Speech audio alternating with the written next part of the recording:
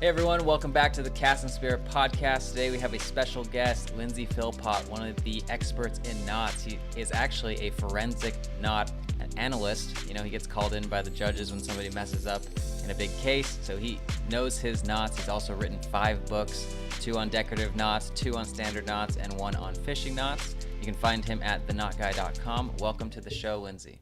Thank you very much, John. It's great to be here. Perfect. So today, guys, we are going to be talking about knots and which ones make sense. We are actually going to be taking a step back and learning about the structures of knots and doing a deep dive. So, Lindsey, tell us let's first start with the anatomy of a knot. Like, what are the different components so we understand what you're talking about? Okay, so thank you, John. The best way that I can describe it is that if you imagine you have a piece of line in your hand and that you want to attach it to another piece of line or to an object of some sort, one of the ways you can do that is to wrap it. So be able to wrap around something like that, as I'm showing you with my finger, means that we're going to make a turn on a piece of line. Now you can have one turn, or you can have 2 turns, or 3 turns, 4 turns, however many are necessary to be able to create sufficient friction. Knots work by friction. And so if you have a single piece of line and you wrap it once, you've got some friction. You've increased the friction by making 2 turns, further still by 3 turns. Does that mean that 200 turns would be much better than 1 turn? Well, there comes a point of diminishing returns. Sorry about the pun.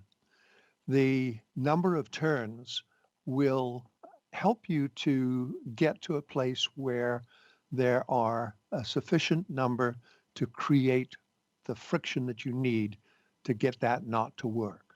All right, so that's one thing that you can do, is to make a turn. Another thing that you can do with a knot is to make a bight.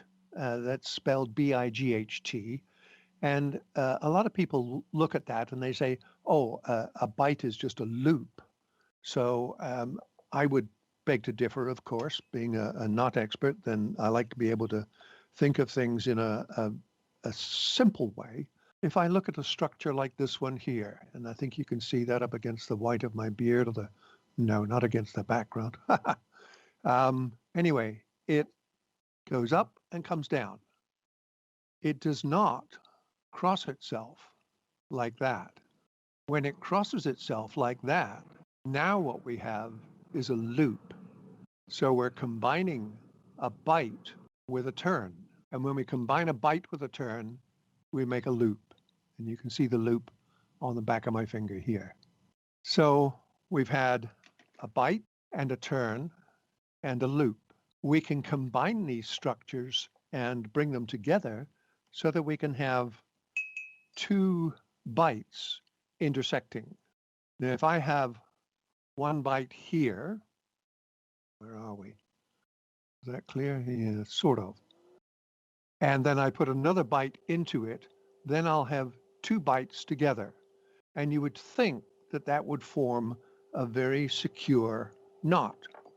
Well, sadly, that's not true. What you have to do is to incorporate turns with a bight so that you can then wrap the bight with the turns and be able to create a great deal of friction. So we have a straight line, we have a turn, we have a bight, and we have a loop. We may also go on to think about wraps and turns as to whether a wrap is a turn or not. Again, pardon the pun. It's something that we delight in, looking at the way in which a knot is formed. Is how was it formed and why was it formed? What does it do? Does that help? Yeah, absolutely. So then you have the basic components of the structure of a knot. And then I think a lot of the people listening would be like, okay, well, I know now the nomenclature. What should I. So there's like one methodology, right, where you can just kind of look at a name of a knot and somebody has a predefined recipe of turns, wraps, and bights, right? So then it's like, okay, somebody did this one recipe and then put a name on it. That's what we now call Palomar knot or improved Right. clinch. I guess it would be very helpful for us fishermen to be like, okay, what should I be just considering based on the number of wraps or turns or whatnot that gives me an understanding of the recipe needed. So I don't care about the name, but I know that like 3 wraps and a bite or something is actually a pretty solid structure so that it will be strong enough for, a pretty big hook for a big game or something like that. I guess or like maybe it's better for mono. How do I know which structure is better for which material? I guess that'd probably be the easiest first. That's a very good question, John. Thank you. When we look at line, basically we have two forms. One is braided line and the other is monofilament. So multifilament and monofilament. If we look at monofilament, let's look at that to start with. You can think of my finger as being monofilament. It's a single structure. If I wrap it around two things, I have to make it, number one, long enough. And number two, I have to make sure that when it wraps around those two pieces, which might be the legs of a bite, then it's not going to bite or bear down hard on one of them any more than it does the other. So I want to even out the strain on the bite. In order to even out the strain on the bite, I may need to make a third wrap or turn rather than just sticking with two. So how is the line going to be affected when I'm using monofilament by the strain that comes on the end? If I want to spread it as much as possible because I'm expecting a hard strike, then maybe I need more turns. If I'm not expecting a hard strike, if on the other hand I'm expecting just to get um, a brief nibble, as it were, or I'm just attaching a weight and I'm not actually doing anything further with the line than that. I'm not expecting it to be pulled on. Um, well, then maybe one turn or two turns would be sufficient, just as long as the load is spread on the piece that I'm attaching.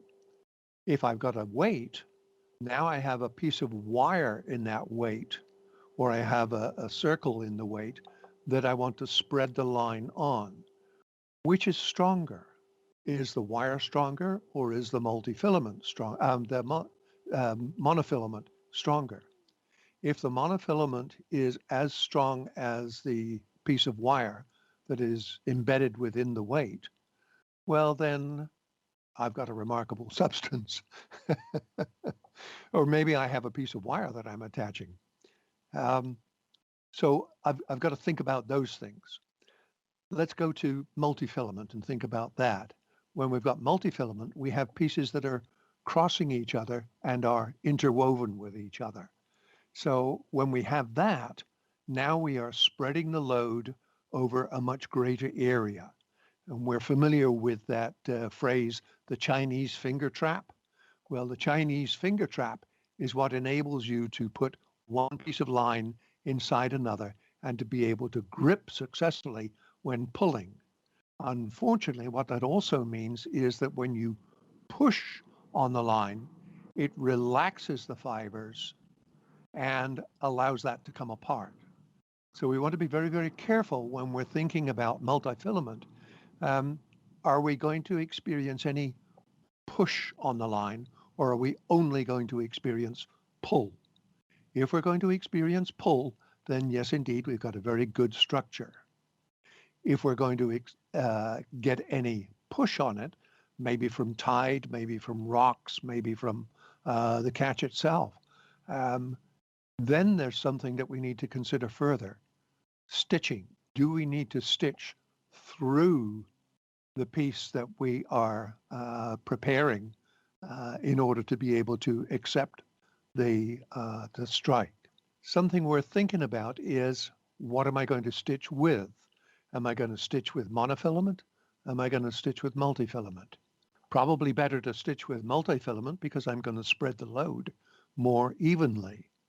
If I stitch with monofilament, on the other hand, I'm disturbing the structure of the multifilament as little as possible.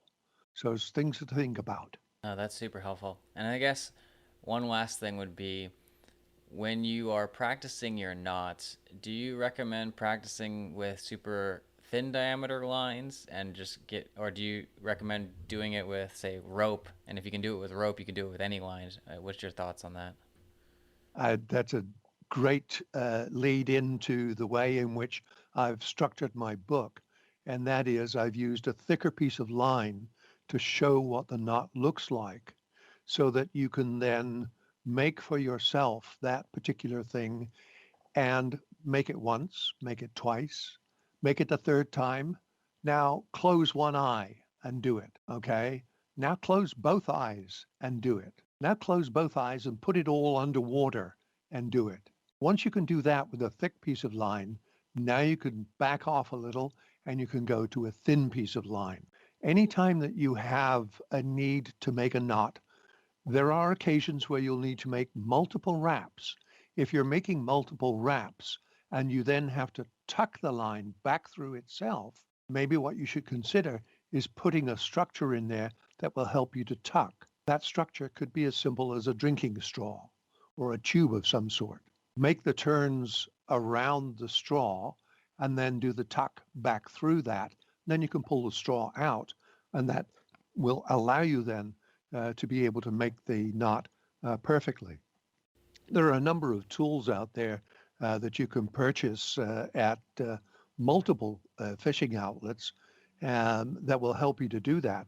But if you practice with larger line first, your mind and your fingers will remember how to do it, even though what you're working with is something which is a half a millimeter in diameter. Well, I think that's a perfect place to end it. Lindsey, tomorrow, guys, we're going to be going even deeper deep dive into knot structures. So make sure you come back tomorrow and you can find out all about how to reach Lindsey on the show notes. And I'll see you on the next one. Thanks, guys. Hey guys, one more thing before you go. You can subscribe to this podcast on Apple Podcasts, Spotify, and your favorite podcast app. And if you like the podcast, please consider rating it on Apple Podcasts and leaving a review. This helps other people find the show.